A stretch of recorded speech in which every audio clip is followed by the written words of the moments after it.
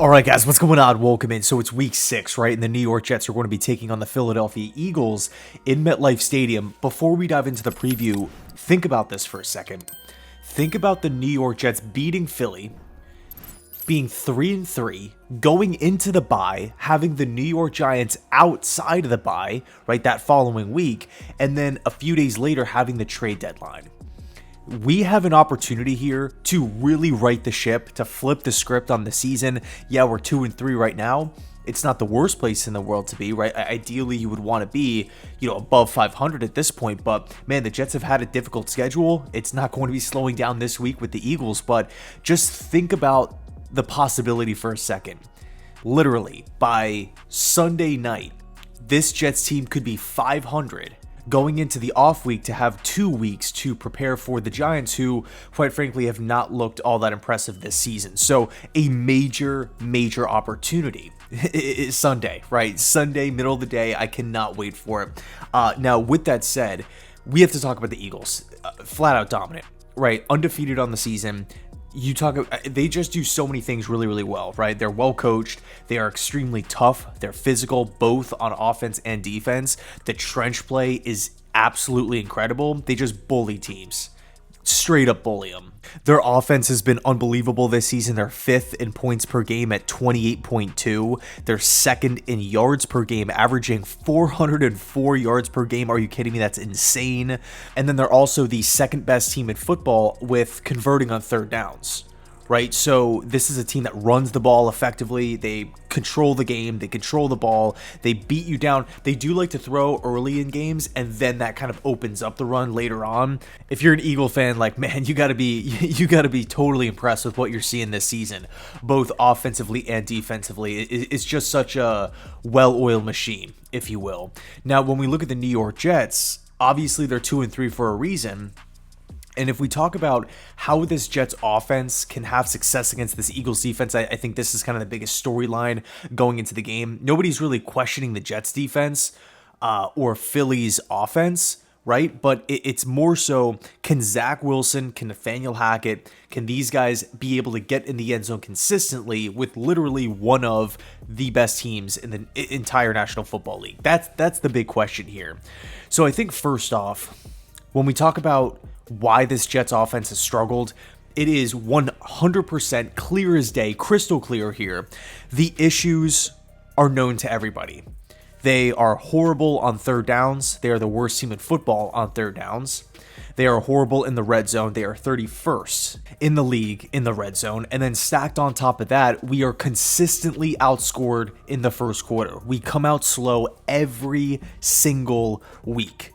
Every single week. If we just take the first quarters alone and look at them, just breaking them down, right, ignoring quarters 2 through 4, literally every week, the Jets are outscored 32-5. And what makes it even worse, the 5 points came against the Denver Broncos, right? So you look at that first 4 weeks, we didn't score a single point against the Bills, against the Cowboys, against the Patriots, against the Chiefs. We were outscored big time. And this is actually something that me and Tyson talked about on the weekly podcast, where on one hand, it's like, you don't want to be in this position because it's like, man, week in, week out, we can't figure it out. This has been an ongoing problem with Robert Saleh, specifically starting out these games slow. And in the first 2 seasons, that blame was put on Mike LaFleur's shoulders, right? He's gone. That won't happen anymore. We have a new offensive coordinator. We have a new system. We have a new philosophy. We have a new play caller. It won't happen. It's happening pretty much exactly the same as the first 2 seasons, right, with Saleh. So it's clearly a Saleh problem. I don't know why it continues to pop up week in and week out, and why he, has such a hard time just getting this team ready to play in the first quarter, right? Because he can make adjustments. We see this team shift gears in quarters 3 and 4, right? Once halftime hits, once the team settles into the game, it really feels like we can clamp down offenses. We can, we could establish points at the very least, right, as the game continues, but it's just stumbling out of the gate and the other team is just, boom, off to the races. But it is kind of annoying knowing that the Jets continuously do this, right? And I don't know if it's like a motivation thing. I don't know if it's, Saleh not being able to get the guys ready to play. I don't know if it's a game plan thing as well. but it's a problem. It is a problem. But again, if you want to look at it from a positive light, you can say these are the issues.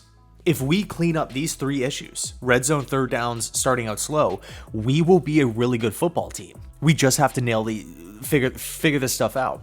It's not like we're showing up weekly, right? It's not like we're playing in these football games, fixing problems and still losing. Right? It's not like the Jets are in a position where, we really need to establish the run. Oh, we established the run, but we still lost by 2 touchdowns. What do we do now? Oh, we were actually flagged a bunch this week. That's why we lost. So following week rolls up. We only get flagged 2 times. We're still able to run the ball. We still lose. And it's back to the drawing board. What's going on? What's happening? Why are we losing these football games? No, it's clear. It's clear. The issues are 100% crystal clear. Every team in the league knows it. Every fan in football knows where the Jets struggle. So it's up to Saleh. It's up to Hackett. And of course, it's up to the players to execute. And of course, Jeff Ulbrich here as well. Can they turn it around? That is the biggest question. It's going to be a big test going up against the Eagles. But again, we know what the problems are. We just have to figure out a way to fix them, as crazy as it sounds. Now, as far as the defensive side of the football is concerned, I'm really hoping for a top-tier matchup, right? A matchup between 2 great units. Now, one thing I admittedly am pretty concerned about is Jalen Hurts' mobility, right? We've seen mobile quarterbacks hurt. We've seen quarterbacks that aren't mobile hurt the Jets defense on the ground, right? Like Mac Jones and whatnot. Like how does that even happen? So when you're talking about Jalen Hurts, one of the best running quarterbacks in the game, we have to make sure that we have a quarterback spy out there. This is something that a lot of fans have been, talking about week in, week out. Where's the quarterback spy? Where's the quarterback spy? I think with having somebody like that, and, ideally it's not something that you would want to do. It's more so something that you're like almost forced into doing because of the QB skill set, the opposing QB skill set. And you're kind of taking maybe one player away from the defense just to manage the responsibilities. And then you could always make the argument Philly can use that to their advantage and play essentially one man down defensively, because they're kind of keeping your eye on that quarterback to see if he's going to roll out to the pocket or extend the play or whatever the case may be. But with that said, something has got to change. We cannot keep letting quarterbacks run all over on this Jets defense. I think something else that the Jets defense could do to maybe throw a wrench in the Eagles' plans is blitz a little bit more. Right, they were having a lot of success with it last week against the Broncos, and granted, the Broncos and the Eagles are 2 different teams, especially in the trenches. But when you watch the Jets defense, this isn't a unit that blitzes a whole lot. They're not reliant on the 5+ guys to get home to get after the quarterback. No, it's the front 4 down linemen. So, if you look at just the structure, the defensive philosophy, if you will, you aren't really preparing on a week-to-week basis to see a bunch of different blitzes coming from the left side, right side, up the middle, right? So I think the Jets have, personnel to do that, right? Sending a linebacker up. Quincy Williams has a ton of speed. And obviously he was getting after Russell Wilson like crazy. So I think maybe we should utilize maybe throw a little wrinkle into the defensive game plan to throw Philly off a little bit. Again, they control the ball, they run the ball effectively. And it's not to say that they don't pass the ball effectively. I mean, man, it's a dominant unit. It's one of the best teams in the entire league. It's not an understatement. And by the way, this is also something I feel like is relevant to talk about here. Against good quarterbacks, the Jets have actually looked really, really good. Right, when you take the top, who have been the top 2 quarterbacks that the Jets have faced this season? They played Josh Allen in week 1 and Patrick Mahomes in week 4.